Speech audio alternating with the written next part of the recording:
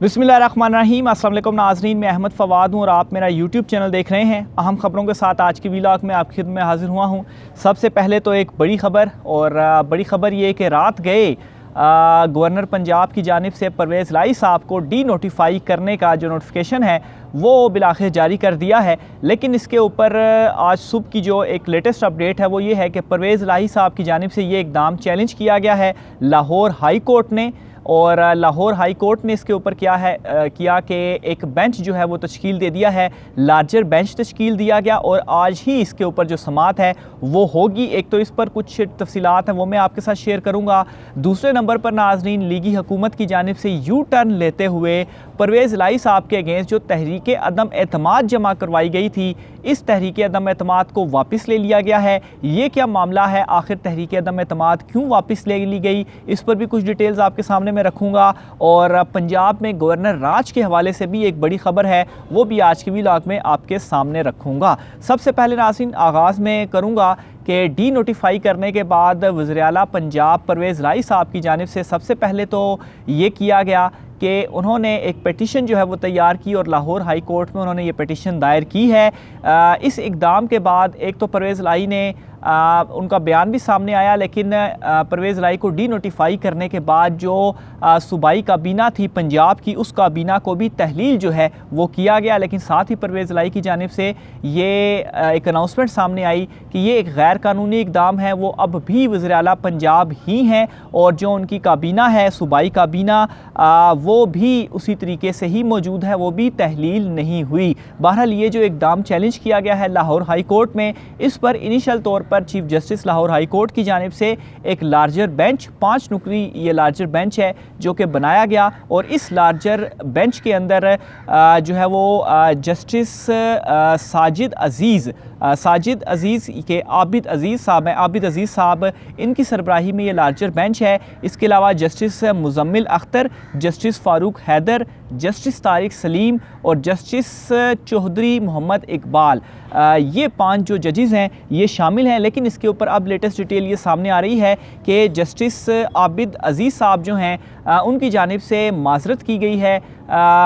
इस केस की समात करने से। और जो रीज़न है वो ये है कि वो ऑलरेडी परवेज़ लाई साहब जो थे उनके बहुत सारे केसेस में वो उनके वकील रह चुके हैं, तो इसलिए वो इस केस को नहीं सुनेंगे। इसके ऊपर क्या हुआ है, वापस जो फ़ाइल है वो चीफ जस्टिस साहब के पास गई है और वो इसके ऊपर दोबारा से एक लार्जर बेंच बनाएंगे और आज ही इस केस के ऊपर जो समात है वो की जाएगी। इसके ऊपर मुख्तलिफ कानूनी माहिरीन के हवाले से मैं आपके साथ उनकी जो राय है वो शेयर करता चलूँ कि इस पर होगा क्या। होगा ये कि एक तो ज़ाहिर सी बात है गवर्नर पंजाब की जानिब से ये जो इक़दाम उठाया गया है, एक तो ये ख़त्म हो जाएगा, परवेज़ लाई साहब वापस जो हैं वो अपनी सीट के ऊपर बहाल होंगे। खैर वो ये कहते हैं कि वो अभी भी अपनी सीट पर ही हैं, लेकिन चूँकि ये डी नोटिफाई तो उनको किया गया है तो इसको जो है वो ख़त्म कर दिया जाएगा। और समाज चूँकि इस वक्त छुट्टियाँ चल रही हैं, समाज छुट्टियों के बाद तक चली जाएगी और यूँ जो एतमाद वाला मामला है या तहरीक अदम एतमाद के ऊपर वोटिंग वाला मामला है और प्लस असम्बलियाँ तहलील करने वाला जो मामला है, ये सारे का सारा छुट्टियों के बाद चला जाएगा। और जो एक मेन मुद्दा था कि असम्बलियाँ तहलील होने से बचाई जाएँ, इस मामले को डिले जो है वो किया जाए तो ये मामला सारा डिले हो जाएगा और छुट्टियों के बाद यानी कि आप कह लें कि जनवरी में ये अब सारा जो मामला है वो चला जाएगा। तो ये इस वक्त इस हवाले से डिटेल सामने आ रही हैं। दूसरे नंबर पर नाज़रीन एक बड़ी ख़बर है और बड़ी ख़बर ये है कि नून लीग की जानिब से जो तहरीक अदम एतमाद है वो वापस ले ली गई है। अच्छा, इस पर भी मैं आपको कल भी बता चुका हूँ, आज दोबारा से मैं आपको बताता चलूँ कि तहरीक अदम एतमाद के ऊपर जब भी वोटिंग होगी तो नून लीग के पास, पीडीएम के पास 180 वोट हैं, इससे ज़्यादा उनके पास वोट ही नहीं है। और वो जो लोटा वाला सिस्टम था कि लोटों के वोट भी ये अपने साथ शामिल करके तो वोटों को बढ़ा लेते थे, तो वो सुप्रीम कोर्ट ऑफ पाकिस्तान के फैसले के बाद अब ऐसा नहीं हो सकता। यानी कि 180 पीटीआई के और प्लस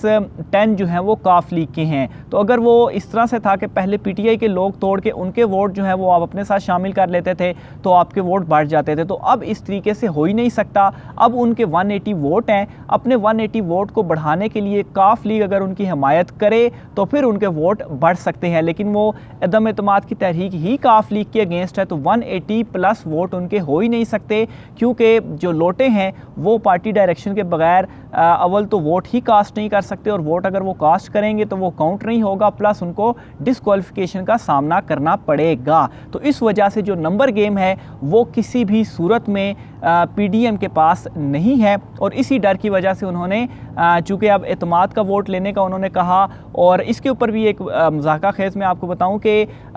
एतमाद का वोट लेने का उन्होंने कहा परवेज़ इलाही साहब को, और परवेज़ इलाही साहब ने इनकार नहीं किया कि वो एतमाद का वोट नहीं लेते। जो स्पीकर थे उन्होंने ये कहा कि एक ऑलरेडी इजलास चल रहा है, तो इस इजलास के ऊपर कैसे दोबारा आप इजलास बुला सकते हैं, गवर्नर साहब को ये कहा। तो गवर्नर ने क्या किया, डी नोटिफाई कर दिया परवेज़ इलाही साहब को। परवेज़ इलाही साहब ने तो कोई भी जो एक्शन है वो इस हवाले से नहीं लिया, ना उन्होंने इनकार किया, ना ही उन्होंने इजलास के हवाले से कोई चीज़ कही कि इजलास होना चाहिए नहीं होना चाहिए। ये इक़दामात जो हैं वो स्पीकर की जानिब से उठाए गए। तो यहाँ से आप समझ लें कि जो घबराहट है वो किस स्टेज के ऊपर मौजूद है नून लीग के हलकों में, जिसकी वजह से इस तरह के जो इक़दामात हैं वो उनकी जानिब से उठाए जा रहे हैं। बहरहाल स्पीकर और डिप्टी स्पीकर के अगेंस्ट भी तहरीक अदम एतमाद लाई गई है, और वो स्टिल अभी भी मौजूद है, लेकिन अगर उनके ऊपर भी वोटिंग होती है तो सेम यही जो चीज़ मैंने आपको नंबर गेम बताई, ये उस वक्त भी नंबर गेम वहाँ पर भी यही है। इसके अलावा नाज़रीन एक और बड़ी खबर मैं आपके साथ शेयर करता चलूँ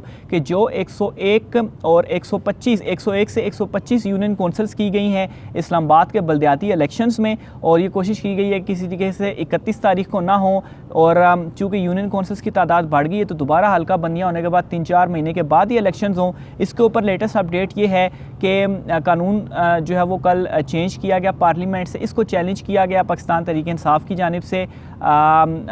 इस्लामाबाद हाई कोर्ट में, वो मामला सारा लेकर गए हैं। तो इसके ऊपर आज फ़ैसला महफूज कर लिया इस्लामाबाद हाई कोर्ट ने। इलेक्शन कमीशन ने भी इसकी मुखालफत की है कि अभी तो 31 तारीख को इलेक्शंस होने जा रहे हैं, तो अभी कैसे एकदम से ये तादाद बढ़ा दी गई, और तादाद बढ़ाने के बाद अगर दोबारा से हल्का बंदियाँ होंगी तो मामला बहुत ज़्यादा आगे चला जाएगा। बहरहाल इस पर भी ये लग रहा है कि हो सकता है कि ये इस तरह कोई ऑर्डर आ जाए कि जो 101 यूनियन काउंसिल्स हैं जिन पर ऑलरेडी सारा प्रोसेस मुकम्मल हो चुका है, इसी के तहत 31 तारीख को बल्दियाती इलेक्शन इस्लामाबाद में करवा लिए जाएं, और जो तब्दीली हुई है यानी कि 101 से बढ़ाकर 125 यूनियन काउंसिल्स की गई हैं, इसके ऊपर जो नई हल्का बंदियाँ की जाएंगी वो नेक्स्ट जब भी इलेक्शंस होंगे तो उसमें इन 125 के हवाले से हल्का बंदियों के तहत जो इलेक्शंस हैं वो हों, और अभी 31 तारीख को इलेक्शन हो जाएँ। लेकिन इसके ऊपर फ़िलहाल जो फ़ैसला है वो अदालत की जानिब से महफूज कर लिया गया है। आखिर में एक और अहम खबर है वो भी मैं आपके साथ शेयर करता चलूँ। मामला इस तरीके से है कि नून लीग की जानिब से एक और अहम मीटिंग हुई है, और इस मीटिंग के अंदर नाज़रीन अब पंजाब में गवर्नर राज लगाने के हवाले से जो चीज़ें हैं वो डिस्कस की गई हैं, और ये डिस्कशन की गई है कि अगर नया वज़ीर आला मुंतखब नहीं किया जाता तो फिर उस सूरत में जो गवर्नर राज है इस साइड पर भी जाया जा सकता है, और बिल्कुल कोई तवक्को नहीं है इस तरह का जो इक़दाम उठा सकते हैं कि परवेज़ इलाही साहब को इस तरीके से गैर कानूनी तौर पर आप कहें, जैसा फवाद चौधरी ने भी कहा कि एक तो ये गैर कानूनी इक़दाम, और अब आर्टिकल 6 की जो कार्रवाई है वो भी की जा सकती है। और इसके ऊपर PTI की तरफ से ये भी फैसला आया है कि एक रेफरेंस गवर्नर पंजाब के अगेंस्ट भेजा जाएगा सदर मुमलिकत को कि ये गैर कानूनी इक़दाम जो है वो इनकी जानिब से किया गया है, तो इनके ख़िलाफ़ जो एक्शन है वो लिया जाए। तो बहरहाल इसके ऊपर इस तरह का अगर वो एक्शन ले सकते हैं, कोई बैद नहीं अब कि वो गवर्नर राज की तरफ भी ना जाएँ। तो बहरहाल इसके ऊपर भी इस वक्त जो डिस्कशन है वो चल रही है, और ये कहा जा रहा है कि अगर नया वज़ीर आला मुंतखब ना किया गया तो फिर गवर्नर राज शायद लग जाए। बहरहाल आज फ्राइडे को पंजाब असम्बली का इजलास जो था वो भी बुलाया गया है, लेकिन चूँकि मामला अब सारा अदालत में चला गया है, लास्ट व्लॉग में मैंने आपको बताया था कि सारे का सारा मामला अदालत में जाता हुआ दिखाई दे रहा है, और अदालत का अब इसके ऊपर क्या फ़ैसला होगा ये बहुत ज़्यादा इंपॉर्टेंट है कि वो परवेज़ इलाही साहब को वापस बहाल करती है और ये जो नोटिफिकेशन है इसको ख़त्म करती है और मामला आगे जाता है, या क्या हुक्म जो है वो आता है, या हो सकता है कि वोट लेने का जो है वो असम्बली से कहा जाए। लेकिन अगर वोट भी लिया जाता है वज़ीर आला पंजाब की जानिब से तो उस सूरत में भी जो नंबर गेम है वो पाकिस्तान तहरीक इंसाफ के पास है, और जो नून लीग है वो इस वक्त मुकम्मल तौर पर फंसी हुई है, और इन इक़दामात को करके मज़ीद ख़ुद को नून लीग जो है वो एक्सपोज कर रही है आवाम की नज़र में। इस वाले से मज़ीद भी डिटेल्स आपके साथ में शेयर करता रहूँगा। आज के व्लॉग से इतना ही, मुझे इजाज़त दीजिए। अल्लाह हाफ़िज़।